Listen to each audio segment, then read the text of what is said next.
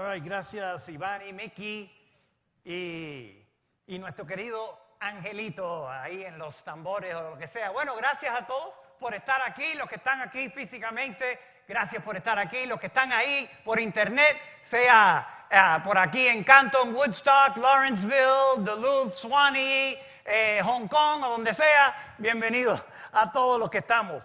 Así que hoy quería empezar imaginándolo un poco, usándolo un poco la imaginación. Yo quiero que ustedes se imaginen a este hombre llamado Derek Chauvin.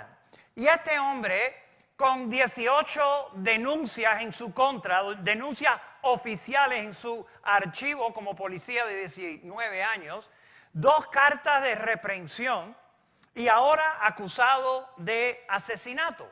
Mató a ese moreno, ya todos sabemos la historia y todo lo que ha pasado, pero yo quiero que ustedes se imaginen por un momento que en la cárcel donde él está, alguien le venga y le predique el evangelio, que venga un cristiano y le predique acerca de la salvación en Cristo. Imagínense que el hombre se salve, que ahí en la cárcel se doblegue su corazón, se reconozca su pecado, que es obvio a todos, y que confíe en Cristo. Imagínense que después de 30 días de estar en la cárcel, a este hombre un juez lo suelta por una tecnalidad. Algo que los abogados no hicieron o hicieron, tenían que hacer, pero no hicieron. Y una de esas cosas que en 30 días, por una tecnalidad, lo sueltan. Y ese hombre, pues descubre, Dios le revela que él ahora va a ser un evangelista. Y él va a ir a evangelizar a las comunidades negras en los Estados Unidos. Ese va a ser su ministerio de en ese momento en adelante. Ahora quiero hacerle 2 preguntas. Primero, ¿creen ustedes que esto es posible? ¿Sea posible que Dios pueda hacer tal cosa, que pueda pasar tal cosa? Y segundo, ¿lo aceptarías tú como un evangelista legítimo predicando el evangelio de Cristo en comunidades negras? Bueno, hoy empezamos una nueva serie llamado Pablo el Mensajero a las Naciones. Y vamos a mirar la vida de Pablo desde que él puso su fe en Cristo, en que Cristo lo encontró en una carretera, hasta que Dios lo pone como apóstol a los gentiles, al mundo no judío. Y vamos a recordarnos quién era este Pablo, o como era su nombre judío, Saulo, cómo era él antes de Cristo. Y para eso tenemos que empezar a mirar en el libro de Filipenses. Así que si por favor ahí agarran su Biblia o la encienden y vamos a ir al libro de Filipenses. Mientras que lo buscan ahí también vamos a orar y entregarle este tiempo al Señor. Pues Señor, gracias porque te podemos cantar hoy. Gracias Señor que tú has puesto una canción en nuestro corazón por fe en Cristo Jesús. Gracias Señor que para ti nada es imposible. Y lo que yo acabo de decir tú lo puedes hacer fácilmente si estuviera en tu voluntad. Gracias Señor por nuestro perdón de todos nuestros pecados por Cristo Jesús. Te entregamos este tiempo, abre nuestros ojos, abre nuestro corazón para entenderte en el nombre de Cristo. Amén. Filipenses capítulo 3, Pablo está hablando acerca de él mismo antes de Cristo. Y vamos a empezar con el verso 4, dice así: si alguien pudiera confiar en sus propios esfuerzos, está hablando de ser salvo. Si alguien pudiera confiar en sus propios esfuerzos para ser salvo, ese sería yo, dice Pablo. De hecho, si otros tienen razones para confiar en sus propios esfuerzos, yo las tengo aún más. Fui circuncidado cuando tenía 8 días de vida. Ahora, ¿qué tiene que ver la circuncisión en esto? Bueno, la ley judía decía que un varón nacido entre los judíos tenía que ser circuncidado y al 8º día. Y hay razones por eso, pero eso era la ley. Entonces él lo que está diciendo, yo fui circuncidado al 8º día, como decía la ley, que, aunque él no tenía nada que ver con eso, obviamente, pero así fue. Dice, soy un ciudadano de Israel de pura cepa. En otras palabras, yo soy un judío puro y miembro de la tribu de Benjamín. un verdadero hebreo como no lo ha habido otro. Fui miembro de los fariseos, quien exigen la obediencia más estricta de la ley judía. Era tan fanático que perseguía con crueldad a la iglesia. Y en cuanto a la justicia, obedecía a la ley al pie de la letra. Como religioso judío, Pablo obedecía la ley. Era parte de este grupo llamado los fariseos, que era un grupo que practicaban la ley bien estrictamente. Así que él era irreprochable de acuerdo a la ley judía. Y como extremista religioso, que es lo que era, él perseguía a los cristianos. ¿Por qué? Porque él pensaba en su corazón, estaba convencido de que Cristo era el Mesías falso. Y como Mesías falso, había que liquidar a todos los seguidores falsos. Vamos a ver ahora qué pasó en Hechos capítulo 7. Miren conmigo ahí Hechos 7 para seguir mirando la historia. Así que vemos a un Pablo que se creía mejor que nadie porque todos los fariseos eran arrogantes. Se creían mejor que nadie, se creían merecedores del cielo. Y ahora, y esto ya lo hemos leído en el pasado, pero vamos a recordarnos quién era este hombre. Dice Hechos 7:58. A Esteban lo arrastraron fuera de la ciudad y comenzaron a apedrearlo. Sus acusadores se quitaron las túnicas y la pusieron a los pies de un joven que se llamaba Saulo. Y aquí vemos en Hechos cómo es que Saulo desarrolla un odio por los cristianos. Porque Esteban predicó el evangelio, le dijo a todos esos líderes que Jesús es el verdadero Mesías y lo mataron y le pusieron la ropa a sus pies. En otras palabras, él estaba cuidando la ropa y a la misma vez diciendo qué bueno que están matando al tipo ese. Ahora, vamos a ver en Hechos 8, próximo capítulo. Dice así: Saulo fue uno de los testigos y estuvo totalmente de acuerdo con el asesinato de Esteban. Ese día comenzó una gran ola de persecución que se extendía por toda la iglesia de Jerusalén, y todos los creyentes, excepto los apóstoles, fueron dispersados por las regiones de Judea y Samaria. Con profundo dolor, unos hombres consagrados enterraron a Esteban, y Saulo iba por todas partes con la intención de acabar con la iglesia. El tipo quería arrasar con todos los cristianitos. Iba de casa en casa y sacaba a rastras, tanto a hombres como a mujeres, y los metía en cárcel. El tipo no discriminaba, hombre o mujer, cristianito o cristianita. Los agarraba, los metía en cárcel y quería matarlos. Pablo después, en una epístola más tarde, él se llama a él mismo el peor de los pecadores. El peor de los pecadores. Y ahora vamos a ver cómo este hombre, el peor de los pecadores, hombre arrogante, hombre perseguidor de los hijos de Dios y asesino de los hijos de Dios. Vamos a mirar cómo fue que él encontró a Cristo, o en realidad cómo Cristo lo encontró a él. Vamos a mirar en Hechos capítulo 9, y esta es la bella historia de cómo este terrorista judío se convirtió en el gran apóstol Pablo, o por lo menos el primer paso, que es conocer a Jesús. Dice así el verso 1. Mientras tanto, Saulo pronunciaba amenazas en cada palabra y estaba ansioso por matar a los seguidores del Señor. Así que acudió al sumo sacerdote, le pidió cartas dirigidas a la sinagoga de Damasco para solicitarles su cooperación en el arresto de los seguidores del camino que se encontraran ahí. Su intención era llevarlos, a hombres y a mujeres por igual, de regreso a Jerusalén encadenados. Así que este Pablo tenía tanta furia en contra de los cristianos que no le satisfacía solo agarrar los que estaban en Jerusalén. No, él quería ir aún más allá y estaba en camino a Damasco. Sería una ciudad, como decir, hoy de aquí a tal vez Savannah. Iba para allá a agarrar a gente por allá y arrastrarlos hasta Jerusalén para meterlos en la cárcel, torturarlos y matarlos también. En otras palabras, Pablo hacía, en comparación con el policía ese, Chauvin, Pablo era muchísimo peor que el hombre ese. Interesante que le dice los seguidores del camino. ¿Por qué llamaban a los cristianos seguidores del camino? Porque Cristo dijo: yo soy el camino, la verdad y la vida, y nadie viene al Padre sino por mí. Así que es un buen nombre que te llamen, este es un discípulo del camino. Vamos a seguir. Verso 3. Al acercarse a Damasco para cumplir esa misión, una luz del cielo de repente brilló alrededor de él. Saulo cayó al suelo y oyó una voz que le decía: Saulo, Saulo, ¿por qué me persigues? ¿Quién eres, Señor?, preguntó Saulo. Yo soy Jesús, a quien tú persigues, contestó la voz. Ahora levántate, entra en la ciudad y se te dirá lo que debes hacer.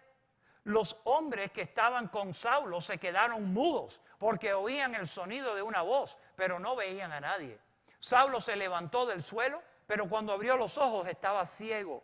Entonces sus acompañantes lo llevaron de la mano hasta Damasco. Permaneció allí ciego durante 3 días sin comer ni beber. Ahora bien, había un creyente en Damasco llamado Ananías. El Señor le habló en una visión. Lo llamó: Ananías. Sí, Señor, respondió. El Señor le dijo: ve a la calle llamado Derecha, a la casa de Judas. Cuando llegues, pregunta por un hombre de Tarso que se llama Saulo. En este momento, él está orando. Le he mostrado en visión a un hombre llamado Ananías, que entra y pone las manos sobre él para que recobre la vista. Verso 13. Pero Señor, exclamó Ananías, he oído a mucha gente hablar de las cosas terribles que ese hombre les ha hecho a los creyentes en Jerusalén. Además, tiene la autorización de los sacerdotes principales para arrestar a todos los que invocan tu nombre. ¿Ustedes creen que Ananías quería encontrarse con este Saulo? De ninguna forma, no quería nada que ver con este hombre que estaba persiguiendo y matando a los cristianos. Verso 15. El Señor le dijo: ve, porque Él es mi instrumento elegido para llevar mi mensaje a los gentiles y a reyes, como también al pueblo de Israel. Y le voy a mostrar cuánto debe sufrir por mi nombre.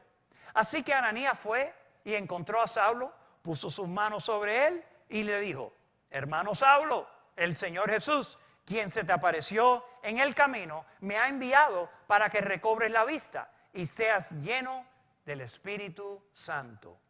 Al instante, algo como escamas cayó de los ojos de Saulo y recobró la vista. Luego se levantó y fue bautizado. Después comió algo y recuperó la fuerza. Saúl se quedó unos días con los creyentes en Damasco y enseguida comenzó a predicar acerca de Jesús en la sinagoga, diciendo: Él es verdaderamente el Hijo de Dios. Este hombre Pablo, que en este momento se llamaba Saulo, pero tenía tanto celo, tanta pasión por matar a los cristianitos que agarraba, ahora se viró 180 grados y ahora está predicando al mismo Cristo que antes él perseguía. 21. Todos los que lo oían quedaban asombrados. ¿No es este el mismo hombre que causó tantos estragos entre los seguidores de Jesús en Jerusalén?, se preguntaban. ¿Y no llegó aquí para arrestarlos y llevarlos encadenados ante los sacerdotes principales? La predicación de Saulo se hacía cada vez más poderosa y los judíos de Damasco no podían refutar las pruebas de que Jesús de verdad era el Mesías. Poco tiempo después, unos judíos conspiraron para matarlo. Día y noche vigilaban la puerta de la ciudad para poder asesinarlo, pero Saulo se le informó acerca del complot. No pasó mucho tiempo hasta en agarrar enemigos el tipo este. 25. De modo que durante la noche algunos de los creyentes lo bajaron en una canasta grande por una abertura que había en la muralla de la ciudad. Cuando Saulo llegó a Jerusalén, trató de reunirse con los creyentes, pero todos le tenían miedo. ¿Por qué será? No creían que de verdad se había convertido en un creyente. ¿Quién les puede culpar a todos estos cristianos en Jerusalén de decir: no quiero nada que ver con el tipo ese? Dice entonces Bernabé, ¿se acuerdan? Creo que Antonio habló de Bernabé, que el nombre de él se lo cambiaron a Bernabé, que quiere decir hijo de consolación o hijo de ánimo. Y este Bernabé, lleno de misericordia y de ánimo, agarró a Pablo, y yo no sé por cómo él sabía que era genuino. Dice que él se lo llevó a los apóstoles y le contó cómo Saulo había visto al Señor en el camino a Damasco. Y como el Señor le había hablado a Saulo, también les dijo que en Damasco Saulo había predicado con valentía en el nombre de Jesús. Así que Saulo se quedó con los apóstoles y los acompañó por toda Jerusalén, predicando con valor en el nombre del Señor. Fíjense que fue predicando con ellos. ¿Ustedes se imaginan que Pedro fue a predicar y Juan y Pablo, Saulo al lado de ellos también predicando? El que antes estaba agarrando cristianos. 29. Debatió con algunos judíos que hablaban griego, pero ellos trataron de matarlo. Cuando los creyentes se enteraron, lo llevaron a Cesarea, que estaba en la costa, y lo enviaron a Tarso, su ciudad natal. La iglesia entonces tuvo paz por toda Judea, Galilea y Samaria. Se fortalecía los creyentes y vivían en el temor del Señor. Y con la ayuda del Espíritu Santo también creció en número. Este hombre, Pablo, el que perseguía a la iglesia, se convirtió en el predicador número 1 en toda el área. Y que la iglesia tuvo paz. La iglesia prosperó, vio gente salva y siguió prosperando. Ahora, la conversión de Pablo me enseña a mí una verdad, y es esta: que la profundidad de mi maldad no puede en contra del amor de Dios. La profundidad de mi malicia, de mi maldad, de mi pecado, no puede cuando se enfrenta al amor de Dios. El amor de Dios en la vida de cualquier ser humano siempre gana. Quiero que se imaginen o piensen en un ring de boxeo. All right? Un ring de boxeo. No sé a cuántos de ustedes les gusta el boxeo. ¿Alguien aquí? ¿Alguno? All right. Antonio le gusta el boxeo y más. All right. Pero piensen en un ring de boxeo y ahí está mi boxeador favorito de toda mi vida, Rocky Balboa. All right. Ese sí que era tremendo peleador. Y imagínense este ring y en una esquina está Pablo, pero no Pablo su espíritu, sino Pablo y toda la maldad de Pablo, el pecado en Pablo. Estamos hablando de su arrogancia, creerse mejor que nadie, creerse merecedor del cielo. Estamos hablando de uno que perseguía a la iglesia. Estamos hablando de un Pablo que mataba a los cristianos, un asesino. Mataba a los hijos de Dios. Claro, ese sería el ruso ese. Pablo es el ruso, ¿ok? El ruso es la maldad, todo lo malo. En la otra esquina está Dios, respetuosamente simbolizado por Rocky. All right, ahí está Dios. Dios con todo su amor. Cuando todo lo negativo, todo lo pecaminoso, todo lo horrible de Pablo se enfrenta con el gran y profundo amor de Dios, les aseguro, el amor de Dios gana. No hay manera que el pecado en el hombre tumbe el amor de Dios. Cuando Cristo se le aparece a Pablo y le hace la pregunta, lo confronta con su pecado, verso 4 de lo que acabamos de leer, dice así: Saulo, Saulo, ¿por qué me persigues? Cristo lo primero que le dice: Saulo, ¿por qué me persigues? Ahora, eso es una pregunta interesante. Porque ya Cristo no estaba aquí en la tierra, no estaba en Jerusalén, ya había muerto, ya había resucitado. ¿Por qué es que Cristo le dice, ¿por qué me persigue? Porque Cristo está identificándose con sus hijos. Cristo está identificándose con su pueblo. Y si el que persigue a los hijos de Dios persigue a Jesucristo, Él lo toma personal. Y le hace esa pregunta: ¿por qué me persigues? Y Pablo inmediatamente se humilla en su corazón. Y le responde dos cosas. En el pasaje que leímos, Pablo dice: ¿quién eres, Señor? Él no estaba seguro, él no sabía. Él estaba ahora, una luz le brilló, estaba en el piso, los ojos cerrados. ¿Quién eres? No sabía. Y la segunda cosa que él le dice a Jesucristo, y esto lo sabemos porque cuando él relató la historia de su conversión en Hechos 22, Pablo dice esto: ¿qué debo hacer, Señor? ¿Quién eres? soy el Mesías, Jesucristo, Dios hecho carne, y tú me estás persiguiendo. ¿Qué debo hacer? Eso es una pregunta de humildad. Una pregunta donde él se humilló su corazón y le dijo, ¿qué quieres que haga? ¿Qué tú quieres que yo haga? Pablo descubre aquí que él había estado persiguiendo al verdadero Mesías. No es como fariseos y judíos, ellos no estaban en contra del Mesías, lo que no creían que Jesús era ese Mesías. Pero en cuanto Pablo se da cuenta de que él estaba persiguiendo al verdadero Mesías, inmediatamente se humilla, pone fe en Cristo y empieza a predicar como lo vimos. Cuando la malicia de Pablo y todo su pecado, todo lo malvado que él tenía por adentro, cuando encontró el amor de Dios ganó y Pablo se humilló y Dios lo perdonó. La profundidad de mi maldad no puede en contra de la maldad del amor de Dios. Yo no sé si esto es verdad contigo, pero te voy a hacer esta pregunta. No la tienes que contestar en voz alta si estás en el internet tampoco, o si quieres lo hace. ¿Alguna vez te has sentido que Dios no puede amarte a ti? Que te has sentido como que ya Dios no te puede amar, o te has pecado tanto, o has tenido un pecado tan grosero, tan malvado, que Dios no te puede perdonar. Yo creo que la mayoría de nosotros hemos pecado y hemos hecho algo que algunas veces nos hemos pensado, yo no sé si ¿me podrá Dios perdonar ese pecado? ¿Eso es lo que acabo de hacer? ¿Será Dios posible? Porque ese es muy profundo, ese es muy malo. Y déjame decirle, muchos de nuestros pecados más groseros, más malos, más terribles, lo más probable es que lo hemos hecho o tal vez lo hagamos después de ser cristianos. No porque necesariamente tenemos un corazón malo, pero algunas veces se nos presenta situaciones difíciles, situaciones que nos arrastran por el piso y podemos caer en un momento flaco. Acuérdense, ¿cuándo es que Pedro negó a Jesucristo? ¿Antes de conocerlo o después de conocerlo? Y si hay un pecado grande, yo creo, sería decir, no, yo no conozco a ese hombre. Después de 3 años de estar con él.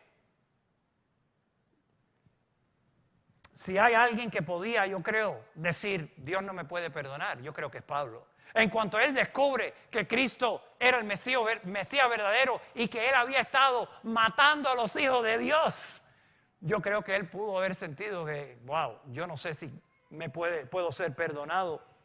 Arrogante, perseguidor y asesino. Imagínate por un momento, y solo por un momento, porque yo sé que es bastante difícil, pero imagínate que alguien mate a un hijo tuyo, una hija tuya. ¿Lo podías perdonar?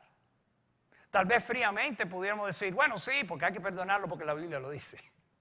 Pero yo creo que sería difícil perdonar a alguien que mate a tus hijos. Este hombre Pablo estaba matando a muchos hijos de Cristo, pero Cristo siempre el corazón de perdonar. Cristo buscó a Pablo, Cristo amó a Pablo, Cristo perdonó a Pablo.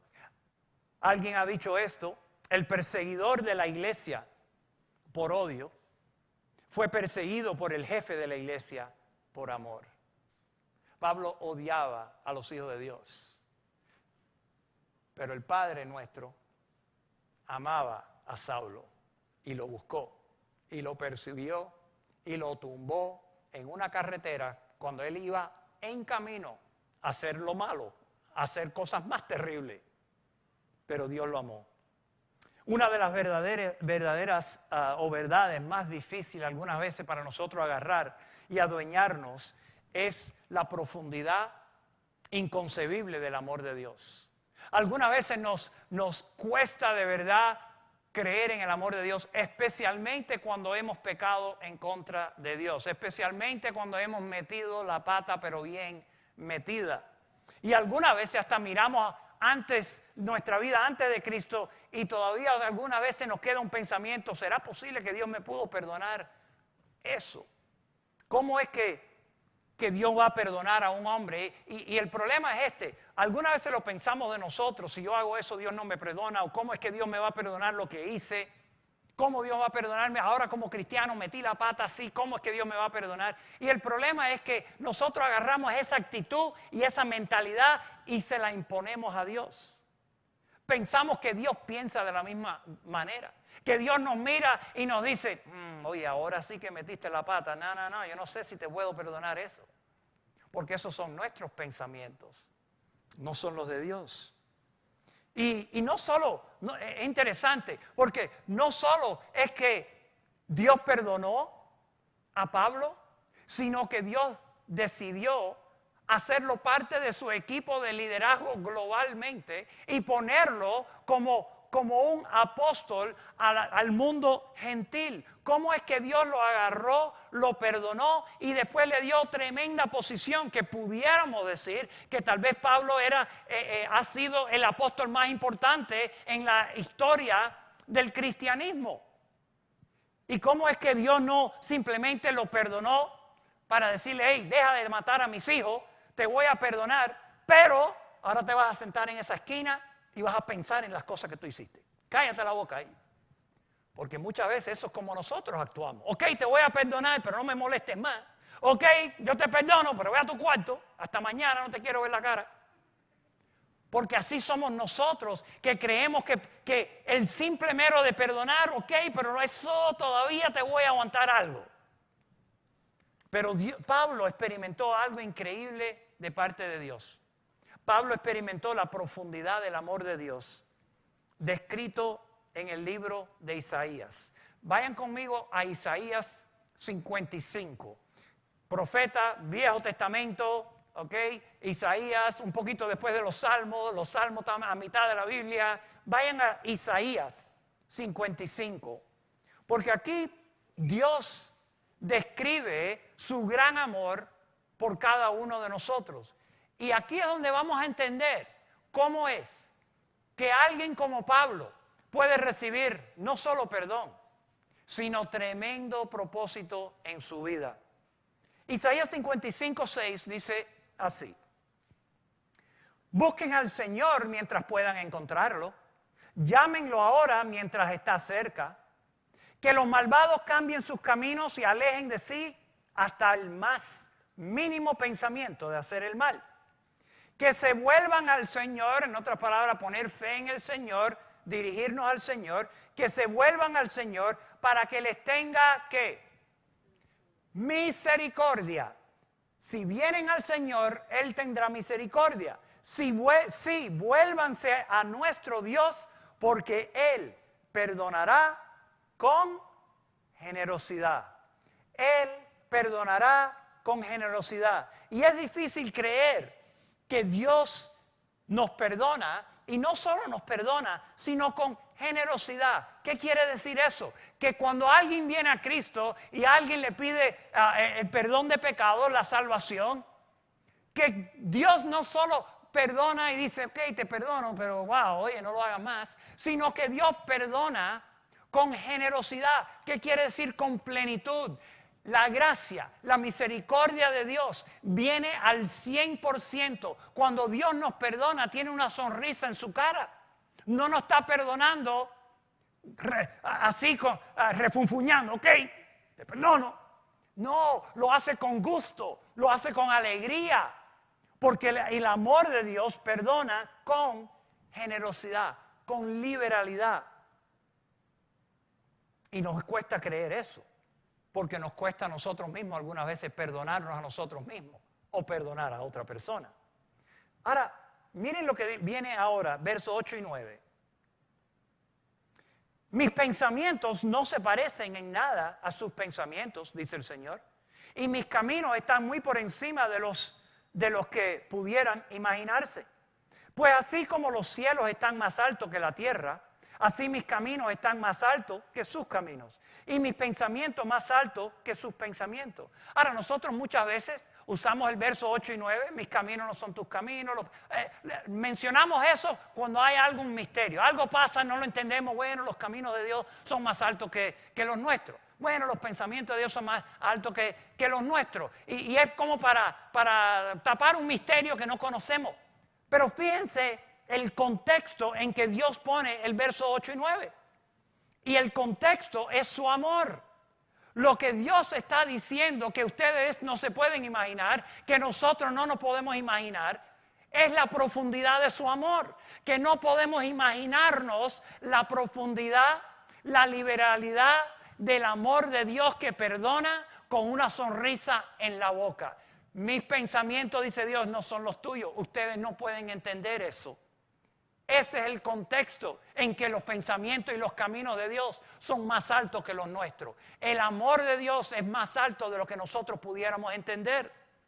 Nuestros pensamientos, por ejemplo, es que Dios no puede perdonar a un hombre como el policía ese, el Chauvin. ¿Cómo Dios lo va a perdonar a ese hombre? Nuestros pensamientos son, ¿cómo es que Dios puede perdonar al apóstol Pablo? Un hombre que asesinó a los propios hijos de Cristo. Nuestros pensamientos serían, Dios no pudiera jamás perdonar a un hombre como Hitler. ¿Cómo? Y nosotros no sabemos si en los últimos 5 minutos de su vida Hitler se puso de rodillas y dijo, Cristo, sálvame, perdóname de todos mis pecados. Lo más probable que no, no se asusten. Lo más probable que no, pero si lo hubiera hecho, ¿ustedes creen que Dios le dijo, no, tú mataste a 10 millones de judíos y otra gente y toda la Segunda Guerra Mundial, millones muertos por tu culpa? No te voy a perdonar. ¿Ustedes saben lo que Cristo hubiera hecho si Hitler hubiera pedido perdón y hubiera convertido a Cristo?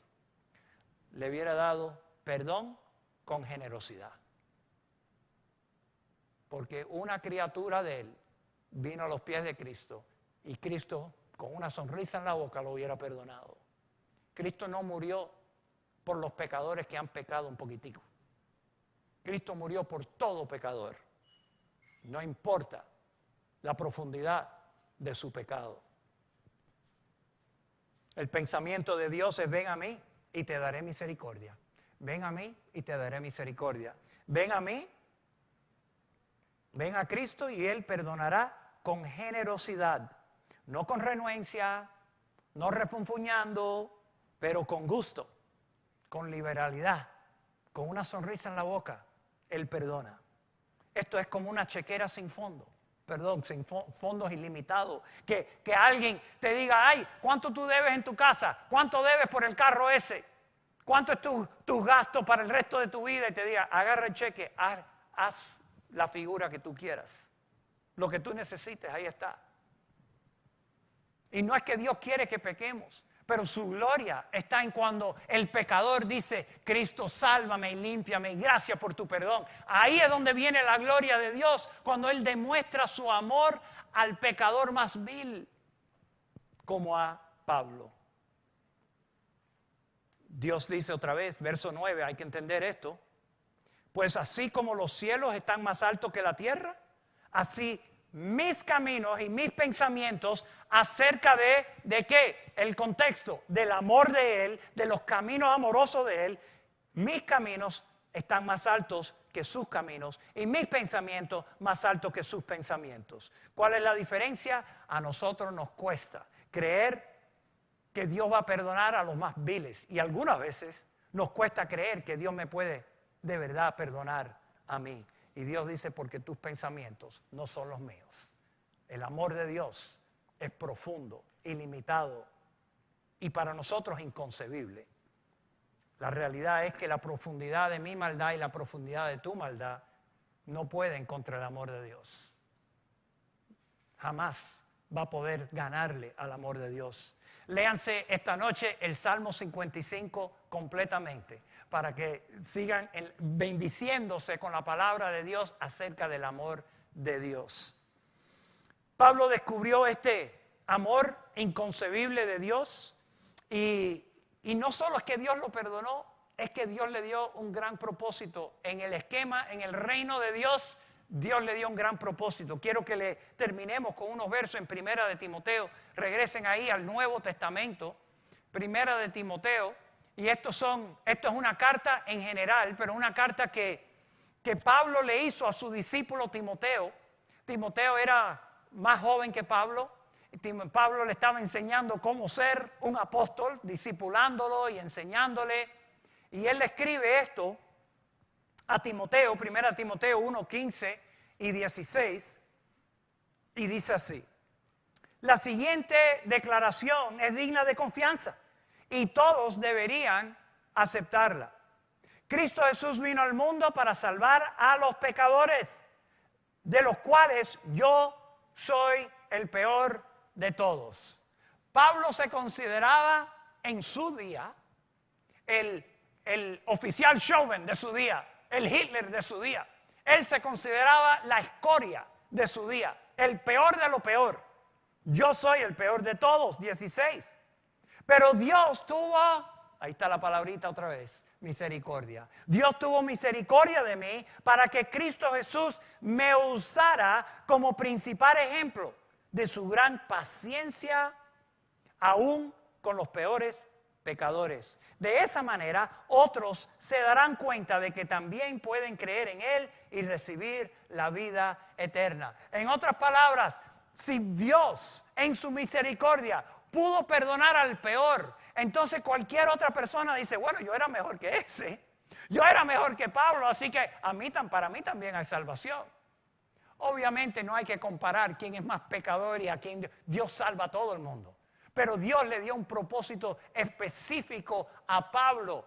Y parte de ese propósito es que cualquiera pudiera decir, ay no, yo soy muy pecador, yo no sirvo, Cristo no me puede perdonar. Y la persona le puede decir, óyeme, Cristo perdonó al descarado a Saulo ese, que estaba matando a sus hijos. Así que si pudo perdonar a ese, te puede perdonar a ti también. Y ahí todos podemos respirar un poquito más tranquilos de que yo no puedo cometer peores pecados que otros. En realidad no importa los pecados que yo tenga. Cristo me perdonó todos mis pecados, absolutamente. Y no solo los de pasado. Aún si este año le fallo a Cristo, no es que Él quiera que yo peque, pero si fallo, el perdón y la misericordia de Dios todavía está sobre mí. Vamos a mirar ahora en capítulo 2, mismo libro, 1 Timoteo 2, 6 al 7, y vemos la profundidad del amor de Dios. Dice Él, Cristo, dio su vida para comprarles la libertad a todos, no a algunos, a todos. Este es el mensaje que Dios le dio al mundo entero, justo en el momento preciso. En otras palabras, cuando Dios dijo, el Mesías va a morir, ahí murió. Verso 7. Y yo fui elegido como predicador y apóstol para enseñarles a los gentiles este mensaje acerca de la fe y la verdad. No estoy exagerando, solo digo la verdad. No solo Dios perdonó al hombre más vil que estaba caminando en la faz de la tierra, sino que le dio propósito. Lo puso como ejemplo al mundo de la profundidad del amor de Dios y también le dio un asiento entre los apóstoles para que sea el gran apóstol Pablo, a traer muchas personas a Cristo. Y yo diría que Él por medio de las epístolas, de las cartas de Pablo, es que descubrimos muchas grandes verdades acerca de Dios. Dios ha utilizado a este hombre grandemente. ¿Por qué? Por el amor de Dios, la profundidad de su amor, un amor perdonador libremente de misericordia. Pablo aprendió que su maldad no podía en contra del amor de Dios y creo que sería bueno que nosotros aprendamos también. Tu maldad, tu pecado que tal vez todavía te molesta por ahí atrás del cerebro, no puede en contra del amor de Dios. Si alguna vez te has sentido culpable por algo que tú has hecho y te ha causado dificultad en tu corazón, de verdad aceptar que Dios te perdonó por lo que sea. Pudiera haber sido asesinato, pudiera haber sido que tocaste a alguien que no estaba supuesto a tocar, pecados sexuales o lo que sea. Y tal vez tú te sientes, wow, yo no sé si Dios me puede perdonar eso. Yo quiero que tú entiendas el mensaje de hoy. El mensaje de hoy está claro. Dios perdona todo pecado con liberalidad.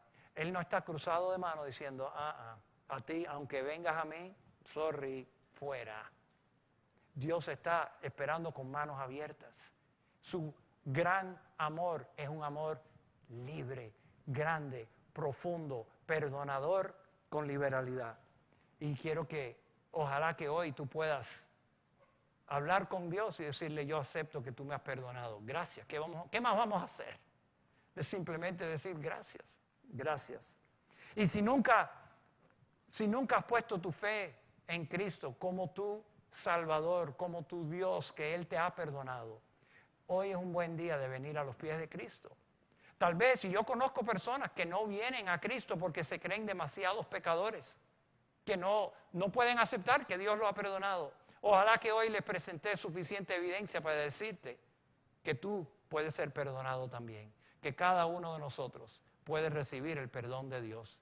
Así que si estás aquí, ya eres cristiano, ya has creído en Cristo, amén. Si te ha costado trabajo recibir el perdón de Dios, haz las paces con Dios. En realidad, haz las paces contigo mismo, porque ya Él te perdonó. Acepta ese perdón. Pero si nunca has puesto tu fe en Cristo, hoy es un buen día de decirle, Cristo, yo creo que tú moriste por mí. Sálvame. Vamos a tener un momentico de oración. Y Señor, yo quiero venir delante de ti, dándote gracias, Señor, por la profundidad de ese amor que no me lo merezco, ni ayer, ni hoy, ni mañana, pero tú me lo das con liberalidad. Gracias, Señor, por ese gran amor. Y yo quiero hablarles a ustedes ahí con sus ojos cerrados, pensando en todo lo que se ha dicho y todo lo que hemos visto. Si tú eres cristiano, ya eres hijo de Dios, pero tienes cosas en tu corazón que todavía te sientes culpable, o hay algo en tu corazón donde tú todavía te sientes que Dios no te ha perdonado, yo quiero que hoy mismo tú aceptes que Dios te ha perdonado todos tus pecados, completamente, y con una sonrisa en su cara, con liberalidad. Los pensamientos de Dios son más profundos que los tuyos. Tus pensamientos de Dios y de amor no son como los de Dios. Él de verdad te ama. Él de verdad te ha perdonado. Y si estás aquí y nunca has confiado en Cristo, ojalá que hoy puedas venir a los pies de Cristo. Cristo salvó al hombre más vil y pecador que existía en su tiempo. Y Él te puede perdonar a ti. Sea que estés aquí en el auditorio, sea que estés allá mirando por internet. Hoy es tu día para recibir a Cristo. Hoy Cristo te está dando la oferta. Salvación y perdón liberalmente. Ora algo así, dile, Cristo, sé que soy un pecador, no me merezco el cielo y no me merezco tu amor. Pero Cristo, ahora mismo, creo que tú moriste por mí. Creo que resucitaste por mí. Cristo, perdona todos mis pecados. Sálvame, límpiame y gracias por tu gran amor. Señor, gracias te damos por estos versos, por estos pasajes. Gracias, Señor, que salvaste a Pablo, porque eso quiere decir que puedes salvar a cualquiera. Y gracias, Señor, por ese pasaje en Isaías, donde dice que tú perdonas y con liberalidad. Gracias, Señor, que el perdón tuyo es profundo, que cada persona que viene a ti, tú tienes misericordia y lo perdonas completico. Señor, a ti sea la honra y la gloria, en el nombre de Cristo. Amén.